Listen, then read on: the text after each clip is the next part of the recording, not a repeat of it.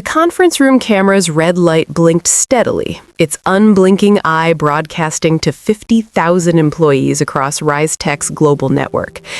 Avery Kincaid stood perfectly still, her hands clasped loosely in front of her charcoal blazer, watching CEO Preston Davies arrange his papers with theatrical precision. She'd been summoned to the executive floor with 15 minutes' notice. No agenda, no warning, just a terse message from Preston's assistant. She should have known. Preston cleared his throat, his practiced smile sharp as broken glass. "Thank you all for joining today's quarterly update," he began, his voice carrying that manufactured warmth he'd perfected over years of investor calls. As we continue to scale RiseTech into new markets, it's become clear that we need fresh perspectives, revolutionary thinking, not, he paused, letting his eyes drift toward Avery, recycled concepts. The pit in Avery's stomach crystallized into something harder, ice maybe, or steel. Which brings me to a difficult but necessary decision. Preston stood, buttoning his Tom Ford suit jacket with one hand, while gesturing at Avery with the other. Avery Kincaid has been with us for 6 years. She's contributed adequately, but RiseTech isn't a company that settles for adequate. We demand excellence, innovation, and frankly, Avery's ideas have become stale, predictable, a liability to our forward momentum. 50,000 people were watching, 50,000 colleagues, subordinates, rivals. Avery could feel their collective gazes through fiber optic cables and satellite feeds, an audience to her professional execution. Effective immediately, Avery is no longer head of product development. Security will escort her from the building within the hour. The silence in the room was suffocating. Preston's eyes gleamed with barely concealed satisfaction, waiting, practically hoping for tears, for anger, for some emotional collapse that would validate his narrative of her weakness. Avery took a breath, then another. She met Preston's gaze with the calm of someone holding a royal flush when everyone else scrambled over pocket pairs. "Thank you for the opportunity, Preston," she said, her voice steady as bedrock. "I wish RiseTech continued success." She turned toward the camera, offering the slightest nod to those 50,000 witnesses, then walked out. No tears, no scene, just the soft click of her heels on Italian marble, echoing like a countdown. Behind her, she heard Preston's frustrated exhale, a small private victory in what he thought was his moment of triumph. He had no idea what was coming. Avery had joined RiseTech when it was still operating out of a converted warehouse in San Jose, back when office perks meant day-old bagels and coffee that tasted like industrial runoff. She was employee number 47, a senior developer with a PhD in distributed systems and a reputation for solving problems other engineers called impossible. Her first major project was CloudBridge, a middleware platform that allowed legacy enterprise systems to communicate seamlessly with modern cloud infrastructure. The tech world had been chasing this holy grail for years, and Avery delivered it in 8 months. The product changed everything. Within a year, RiseTech's valuation jumped from $50 million to $800 million. Within 2 years, they'd gone public. CloudBridge became the backbone of their entire business model, and Avery was promoted to head of product development, the youngest executive in company history. She should have been celebrated. Instead, she was slowly erased. It started subtly. Preston began presenting her innovations in board meetings without attribution, referring to them as the team's work, or more often, our strategic direction. When journalists asked about CloudBridge, Preston's quotes dominated the articles. "We identified a critical market need," he'd say, as if the royal "we" could obscure the singular genius behind the code. Then came the gradual exile. Her office moved from the executive floor to the 3rd floor, then to a corner cubicle near the break room. Her invitations to strategy meetings became sporadic, then stopped entirely. Preston hired a chief innovation officer, a Harvard MBA named Marcus Chen, who'd never written a line of code, but possessed an impressive collection of buzzwords and an even more impressive talent for taking credit. Then came the final insult. During the Series C funding round, Avery had developed the technical roadmap for their next 3 years of growth, a comprehensive strategy for AI integration that would position RiseTech as an industry leader. Preston presented it as his vision, with slide deck and soaring rhetoric about his dream for the company's future. Avery sat in the back of that conference room watching her ideas laundered through Preston's ambition, and made a decision. If she couldn't be recognized for her contributions, she'd own them instead. The plan began simply: live below her means and buy stock. Lots of it. Avery's salary as head of product development was $340,000 annually, plus stock options that she exercised immediately and never sold. But that wasn't enough. She moved from her spacious Palo Alto condo to a modest apartment in Sunnyvale. She drove a 10-year-old Honda Civic instead of the Tesla her colleagues favored. She packed lunches, skipped the expensive tech conferences, wore the same rotation of business attire until the seams frayed. Her colleagues thought she was eccentric, frugal to the point of oddity in an industry that flaunted wealth like plumage. Let them think that. Every spare dollar went into RiseTech stock. She bought on dips, accumulated during quarterly earnings lulls, reinvested every dividend. Her personal brokerage account, registered under her maiden name, Avery Chen, grew steadily. 5,000 shares, then 10,000, then 50,000. The company's stock split twice during her tenure, multiplying her holdings. When RiseTech acquired 2 smaller competitors, the stock soared, and Avery's position expanded with it.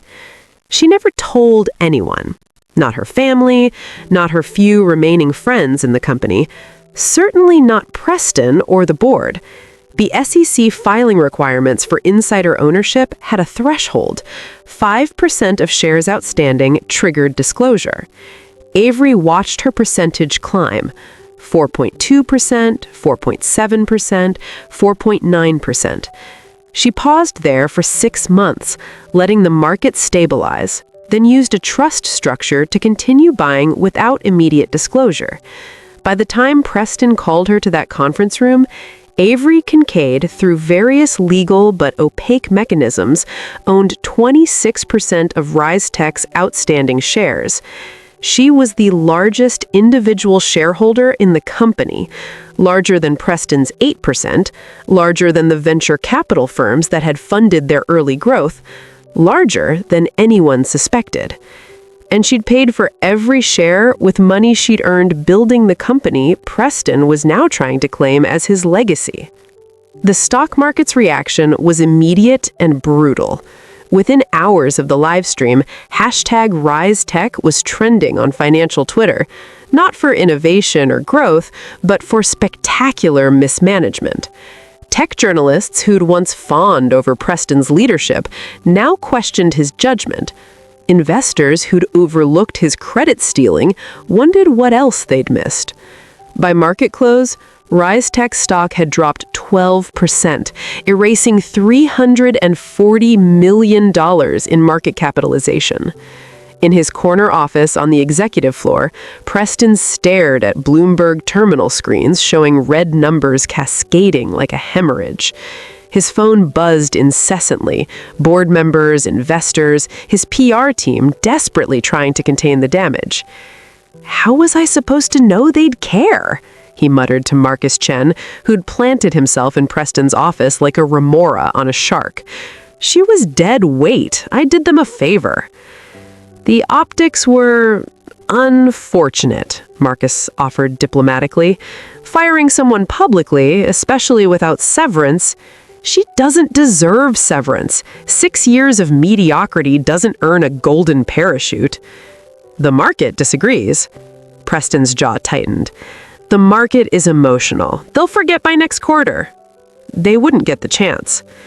Jeffrey Harlow had been on RiseTech's board since the Series A, when the company was little more than PowerPoint slides and Avery's CloudBridge prototype. He was a gray-haired veteran of Silicon Valley, someone who'd survived 3 market crashes and could smell bullshit from across the San Francisco Bay. And Preston's performance today had reeked of it. Jeffrey scrolled through the shareholder registry on his tablet, cross-referencing the legal structures and holdings records his legal team had compiled. Then he stopped, reading the same line 3 times to make sure he wasn't hallucinating. Avery Chen / AC Strategic Holdings Trust, 26.3% of shares outstanding. Jesus Christ, he whispered. He picked up his phone, pulling up Avery's contact information. His finger hovered over the call button. How did you address someone you just watched get publicly humiliated when you'd simultaneously discovered she was technically your boss? He pressed dial. Avery was in her apartment, surrounded by moving boxes she hadn't packed, when her phone rang. Unknown number, but with a Silicon Valley area code. Avery Kincaid? I answered. Miss Kincaid, this is Jeffrey Harlow, chairman of RiseTech's board of directors. A pause, and when he spoke again, his tone had shifted subtly, more deference, less authority. Or perhaps I should say, ma'am. There it was. He knew. Mr. Harlow, I replied evenly, I assume you've seen the shareholder registry. I have, along with the 8-figure loss in market cap your departure has caused. Another pause. The board is convening an emergency meeting tomorrow morning, 7 a.m. We'd like you to attend. Actually, he corrected himself, we'd be honored if you would. In what capacity? As the largest individual shareholder, and as someone who clearly understands this company better than our current CEO seems to. I let the silence stretch, savoring the moment. I'll be there, Mr. Harlow. One more thing, Jeffrey said. What you did, building that position without anyone noticing, that took patience, vision, the kind of long-term thinking this company needs.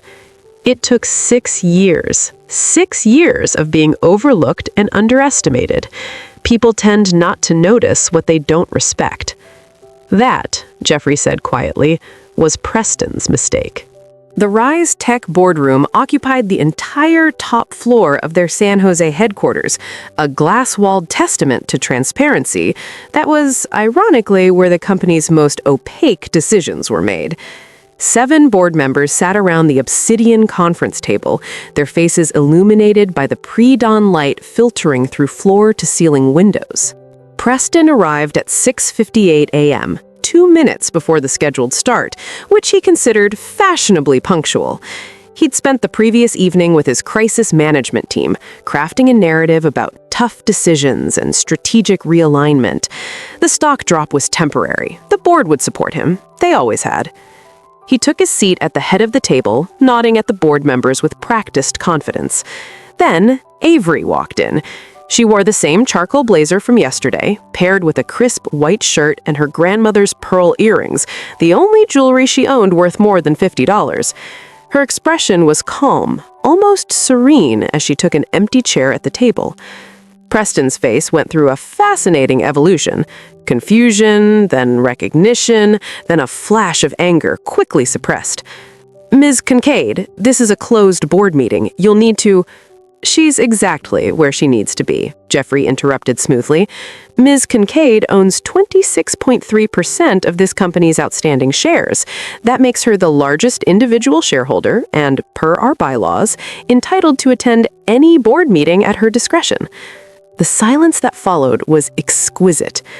Marcus Chen, sitting behind Preston in an observer chair, went pale.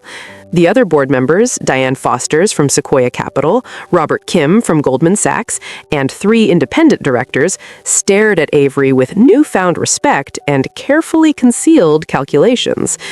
Preston found his voice, though it came out strangled. How is that possible? I bought stock, with money I earned working here. It's remarkably straightforward. The disclosures were filed appropriately. The SEC received notice of my holdings 18 months ago. You'd know that if you read the regulatory filings instead of having Marcus summarize them for you. A flicker of amusement crossed Diane Foster's face. Jeffrey cleared his throat. We have several items to address today, but let's start with the obvious. Preston, yesterday's incident has cost this company $340 million in market value. We've received calls from every major investor, none of them complimentary. The tech press is having a field day, so I'll ask directly, what were you thinking? Preston straightened, slipping into his prepared remarks. I was thinking about RiseTech's future. We're at an inflection point, expanding to AI, enterprise solutions, international markets. That requires bold leadership and fresh thinking. Avery's contributions were valuable, but her approach had become conservative, risk-averse. We needed to make space for... For what? Avery interjected quietly. For the AI integration strategy I developed last year? The one you presented to investors as your vision? Preston's mouth opened, then closed. Or perhaps you mean the enterprise expansion plan I drafted in Q2, the one where I identified 15 target markets and developed custom solutions for each. That's in the deck you showed the board 3 months ago. I recognized the graphs. I made them. Robert Kim leaned forward. Preston, is this true? Avery was part of the team that... I was the team, Avery corrected. Check the file metadata. Every document, every strategic proposal from product development in the last 4 years has my name on it. Not Marcus's, not the team's, mine. She pulled out her tablet, connected it to the boardroom display, and brought up a detailed presentation. Here's CloudBridge's original technical specification, written by me. Here's the scalability roadmap that allowed us to go from 10,000 to 10 million, me again. The partnership framework for our ISV program, also me. The security protocols that survived 3 independent audits, me.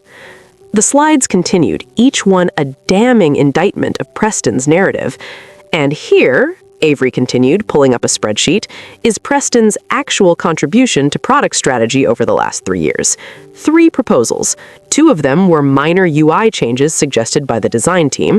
The third was a recommendation to build a cryptocurrency wallet, which I vetoed because it would have exposed us to regulatory liabilities we weren't prepared for. That recommendation was made 2 months before the SEC sued Coinbase for similar features. Diane Foster's was no longer hiding her smile. Preston's face had gone from confident to cornered. This is cherry-picking. You can't... I can, Avery said, because I have the receipts. Every email, every document, every meeting where you took my work and presented it as your own. I've been documenting it for 3 years, Preston, not because I'm vindictive, but because I knew eventually you'd overreach. Jeffrey looked at the other board members, reading the room. Preston, I think we need to discuss your role as CEO. You can't be serious. I've tripled this company's value. Avery tripled this company's value, Robert Kim corrected. You took credit for it. I led the organization. Leadership isn't about writing code. It's about vision, about taking a company's most valuable asset and publicly humiliating her on a live stream, about creating a PR disaster that wiped out $340 million in shareholder value.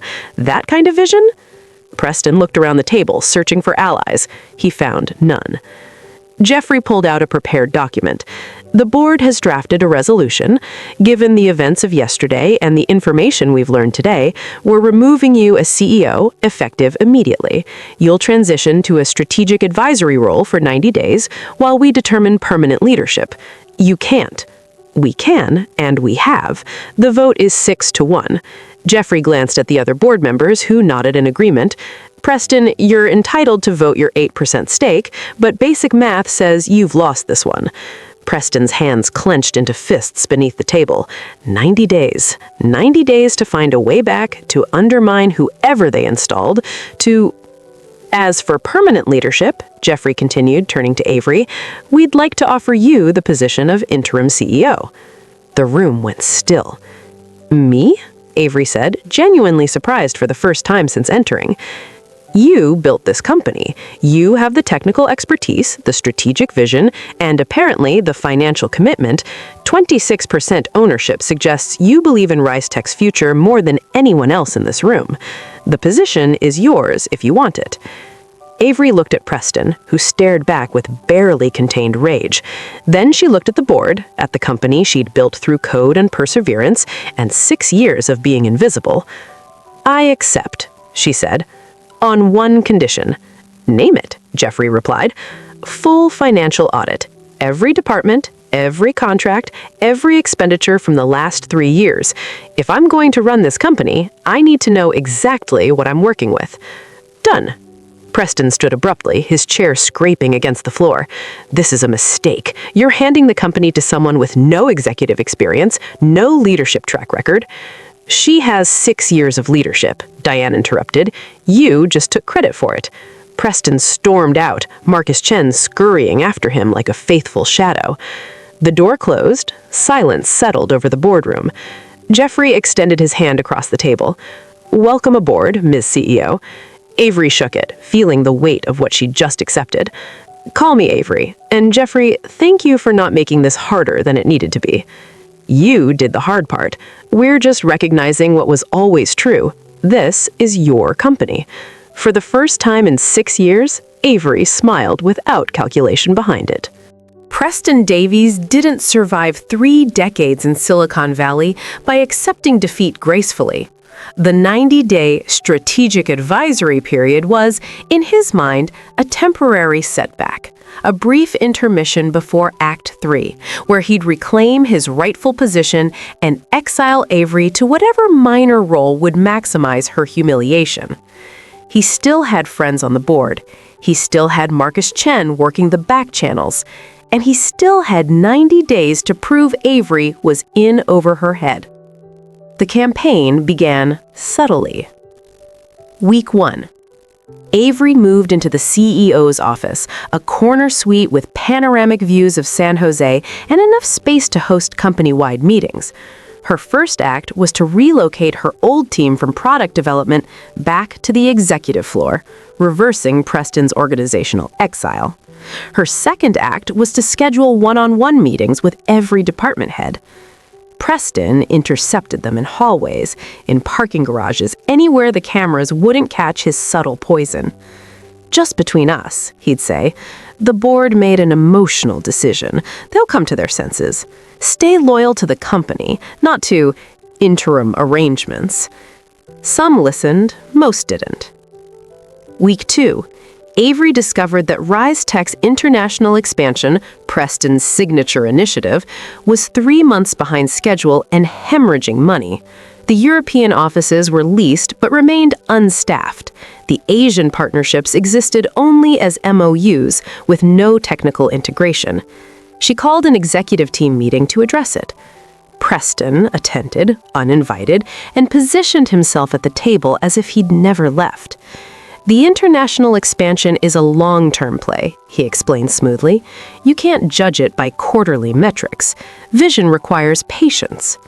"Vision requires execution," Avery countered. "We've spent $14 million on office leases for empty buildings. That's not vision, Preston. That's waste." "You're thinking like an engineer, not a leader. Sometimes you invest before you see returns. Sometimes you do due diligence before signing contracts." Avery pulled up a spreadsheet. "The Paris office lease is 40% above market rate. The Singapore partnership agreement includes provisions that give our partner access to CloudBridge's source code. These aren't strategic investments, they're liabilities." His smile didn't waver. "I negotiated those deals personally. They're solid." "Then you won't mind if our legal team reviews them." His smile faltered. Week 3. The financial audit Avery requested began in earnest.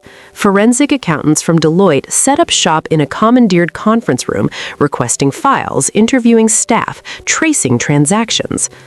Preston's anxiety manifested as increasing presence in the office.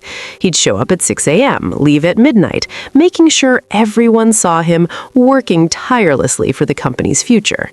He positioned himself as the experienced hand, guiding the nervous interim CEO, offering unsolicited advice about investor relations, strategic planning, and leadership presence. "The analysts are nervous," he told Avery during one encounter in the executive kitchen. "They need to see stability. Maybe I should take the next earnings call." "The analysts need to see competence," Avery replied. "I'll handle it." With all due respect, you've never led an earnings call. There are nuances, ways of framing things that... I wrote the technical sections of our last 12 earnings presentations. I know exactly how to frame things, Preston. The difference is I won't be lying. His mask slipped for just a moment, a flash of rage quickly suppressed. I never lied. You did, repeatedly, but we're going to fix that now. Week 5. The cracks in Preston's facade began showing. Marcus Chen, his loyal lieutenant, quietly started updating his LinkedIn profile. The executives Preston thought were allies stopped returning his calls.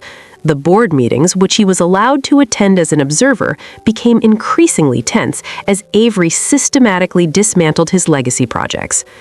The cryptocurrency initiative is canceled, she announced during one meeting. It would have exposed us to regulatory risks we can't afford.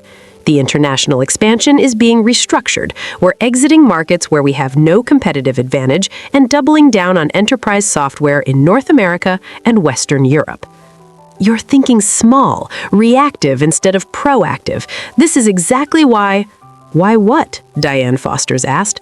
Why the company's stock has recovered 15% since Avery took over? Why customer satisfaction scores are at a 3-year high? Please, Preston, finish that thought. He didn't. Week 7. The Deloitte team requested Preston's personal expense reports, then his contractor agreements, then his correspondence with third-party vendors. Avery watched from her office as Preston's confidence evaporated like morning fog. He started leaving early, taking calls in his car, avoiding the executive floor entirely. She knew what they'd found. She'd suspected it for months, hoped for it during the audit's early weeks. Now, the accountants were just confirming what her instincts had always told her. Preston Davies wasn't just a credit thief. He was an embezzler. The revelation came on day 63 of Avery's interim CEO tenure, delivered by a senior forensic accountant named Patricia Cheng, who'd spent 30 years following money trails through corporations, nonprofits, and occasionally criminal enterprises. "You're going to want to sit down," Patricia said, closing the conference room door behind her. Avery was already seated, but she understood the sentiment. Patricia opened her laptop, connecting to the display screen. "We found discrepancies in the development services budget. Initially, they looked like normal vendor expenses, contractors, consultants, that kind of thing. But when we started tracing the actual work delivered versus payments made, things got interesting." The first slide showed a simple bar graph, budgeted development costs versus actual deliverables.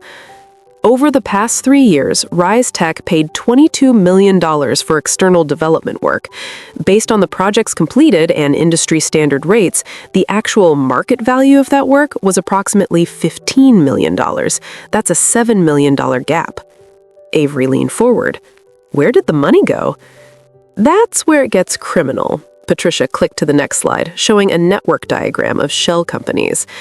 The excess payments went to 3 contracting firms: Code Vanguard Solutions, Tech Bridge Consultants, and Innovation Partners LLC. All 3 are registered in Delaware. All 3 have minimal online presence, no office addresses, and no verifiable client lists beyond Rice Tech. Front companies? Exactly. We traced the ownership structures. Code Vanguard is owned by a trust registered to Preston Davies's brother-in-law. TechBridge lists its principal officer as Vanessa Harding, Preston's college roommate's sister. Innovation Partners is even less subtle. The registered agent is Marcus Chen's cousin. Avery felt a cold satisfaction settle in her chest. How much total? $7.4 million over 3 years. The payments were structured to stay just under the threshold that would trigger automatic secondary approvals. Preston signed off on every single one as CEO. And the work these companies supposedly did? Patricia smiled grimly. That's the beautiful part. We contacted the actual developers who worked on the projects. They were legitimate contractors hired through proper channels, but they were paid market rates, let's say $150 an hour. Rise Tech's books show payments of $300 an hour to these shell companies, who then paid the actual contractors while pocketing the difference. He was washing company money through fake vendors. Textbook embezzlement. He got greedy, though. The payments increased each year. Last year alone, $3.2 million went to these entities. Avery sat back, processing. This wasn't just credit theft or mismanagement. This was felony fraud. There's more, Patricia continued. The international expansion you killed, the Paris office lease was negotiated by a property management company that shares a registered address with Code Vanguard Solutions. Rice Tech paid them a $400,000 consulting fee to secure the lease. Standard market rate for that service? Maybe $50,000. He was setting up the infrastructure to scale the fraud. If you hadn't stopped it, yes. Within 2 years, he could have been siphoning 8 figures annually. Avery stood, walking to the floor-to-ceiling windows overlooking the city. Somewhere out there, Preston was probably in his car or his home office, making calls, trying to salvage his remaining influence. He had no idea the walls were closing in. Patricia, I need this documented in a formal report. Every transaction, every shell company, every connection to Preston and his associates. Then I need you to brief our legal team and prepare a presentation for the board. Already in progress. We'll have everything ready by Friday. Make it Thursday, Avery said. The annual shareholder meeting is next week. I want Preston gone before then. Part 8. The Reckoning. The Rise Tech annual shareholder meeting typically attracted maybe 200 attendees, institutional investors, financial analysts, the handful of employees who held significant stock options. This year, over 500 people packed the auditorium at the San Jose Convention Center, drawn by the drama of Preston's fall and Avery's unlikely ascension. The revelation came on day 63 of Avery's interim CEO tenure, delivered by a senior forensic accountant named Patricia Cheng, who'd spent 30 years following money trails through corporations, nonprofits, and occasionally criminal enterprises. You're going to want to sit down, Patricia said, closing the conference room door behind her. Avery was already seated, but she understood the sentiment. Patricia opened her laptop, connecting to the display screen. We found discrepancies in the development services budget. Initially, they looked like normal vendor expenses, contractors, consultants, that kind of thing. But when we started tracing the actual work delivered versus payments made, things got interesting. The first slide showed a simple bar graph, budgeted development costs versus actual deliverables. Over the past 3 years, Rise Tech paid $22 million for external development work. Based on the projects completed and industry standard rates, the actual market value of that work was approximately $15 million. That's a $7 million gap. Avery leaned forward. Where did the money go? That's where it gets criminal. Patricia clicked to the next slide, showing a network diagram of shell companies. The excess payments went to 3 contracting firms, Code Vanguard Solutions, Tech Bridge Consultants, and Innovation Partners, LLC. All 3 are registered in Delaware. All 3 have minimal online presence, no office addresses, and no verifiable client lists beyond Rice Tech. Front companies? Exactly. We traced the ownership structures. Code Vanguard is owned by a trust registered to Preston Davies's brother-in-law. TechBridge lists its principal officer as Vanessa Harding, Preston's college roommate's sister. Innovation Partners is even less subtle. The registered agent is Marcus Chen's cousin. Avery felt a cold satisfaction settle in her chest. How much total? $7.4 million over 3 years. The payments were structured to stay just under the threshold that would trigger automatic secondary approvals. Preston signed off on every single one as CEO. And the work these companies supposedly did? Patricia smiled grimly. That's the beautiful part. We contacted the actual developers who worked on the projects. They were legitimate contractors hired through proper channels, but they were paid market rates, let's say $150 an hour. Rise Tech's books show payments of $300 an hour to these shell companies, who then paid the actual contractors while pocketing the difference. He was washing company money through fake vendors. Textbook embezzlement. He got greedy, though. The payments increased each year. Last year alone, $3.2 million went to these entities. Avery sat back, processing. This wasn't just credit theft or mismanagement. This was felony fraud. There's more, Patricia continued. The international expansion you killed, the Paris office lease was negotiated by a property management company that shares a registered address with Code Vanguard Solutions. Rice Tech paid them a $400,000 consulting fee to secure the lease. Standard market rate for that service? Maybe $50,000. He was setting up the infrastructure to scale the fraud. If you hadn't stopped it, yes, within 2 years he could have been siphoning 8 figures annually. Avery stood, walking to the floor-to-ceiling windows overlooking the city. Somewhere out there, Preston was probably in his car or his home office making calls, trying to salvage his remaining influence. He had no idea the walls were closing in. Patricia, I need this documented in a formal report. Every transaction, every shell company, every connection to Preston and his associates. Then I need you to brief our legal team and prepare a presentation for the board. Already in progress. We'll have everything ready by Friday. Make it Thursday, Avery said. The annual shareholder meeting is next week. I want Preston gone before then. Part 8. The Reckoning. The Rise Tech annual shareholder meeting typically attracted maybe 200 attendees, institutional investors, financial analysts, the handful of employees who held significant stock options. This year, over 500 people packed the auditorium at the San Jose Convention Center, drawn by the drama of Preston's fall and Avery's unlikely ascension. The tech press filled the first 3 rows, cameras ready. Preston sat in the second row, looking relaxed despite everything. Marcus Chen sat beside him, occasionally whispering strategies. In Preston's mind, he still had cards to play. The board couldn't touch him without evidence, and even if the audit found accounting irregularities, those could be blamed on overzealous contractors or honest mistakes. He'd survive this. He always did. Avery walked onto the stage at exactly 9 a.m., wearing a navy blue suit that was new, her first significant clothing purchase in years.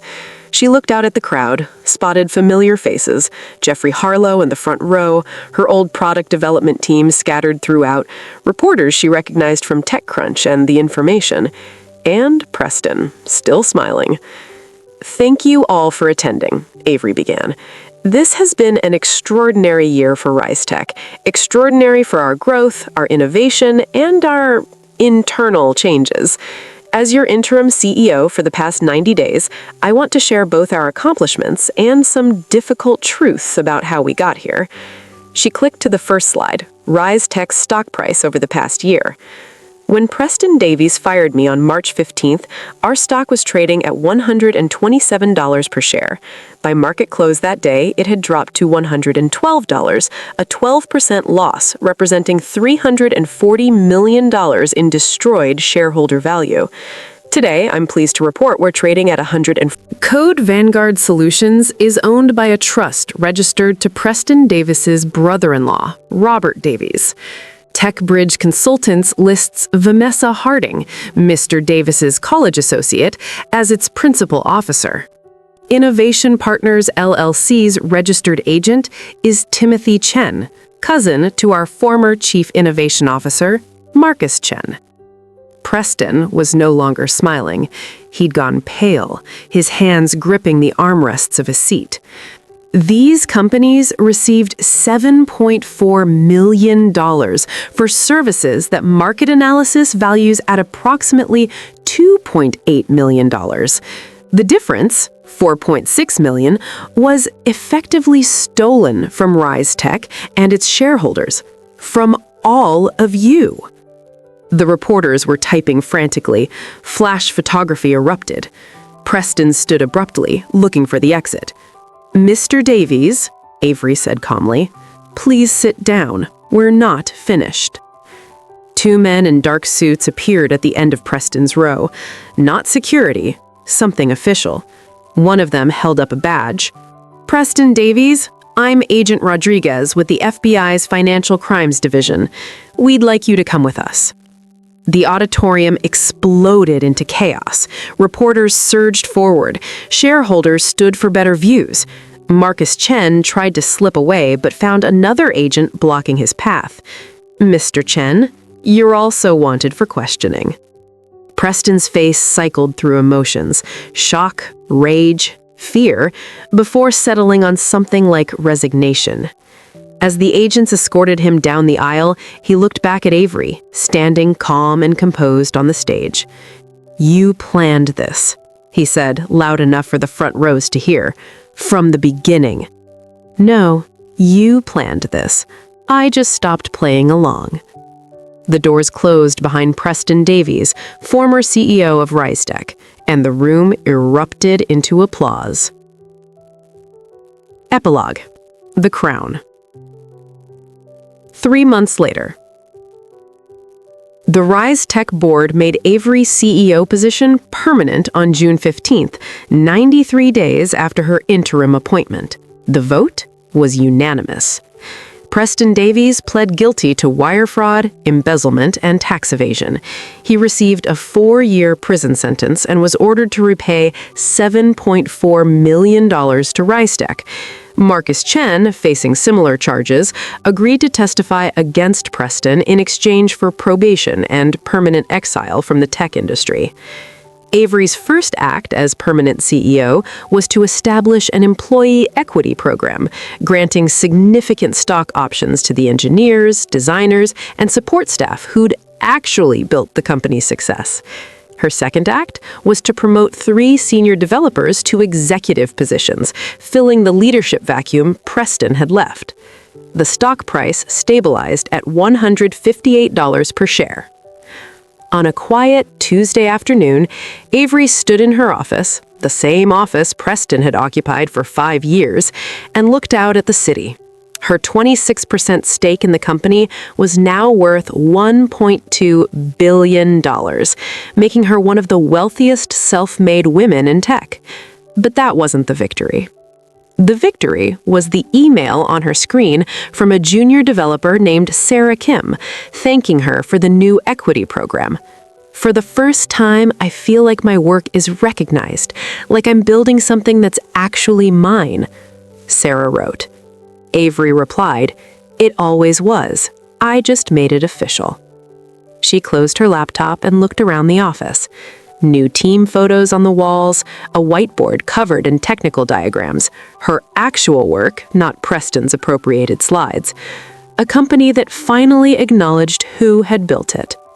6 years of being overlooked, 6 years of strategic patience, one perfect moment of justice. Preston Davies had tried to humiliate her in front of 50,000 people. Instead, he'd given her the stage to reclaim everything he'd stolen. The long game, Avery thought, was always about knowing when to reveal your hand. And she'd played hers perfectly.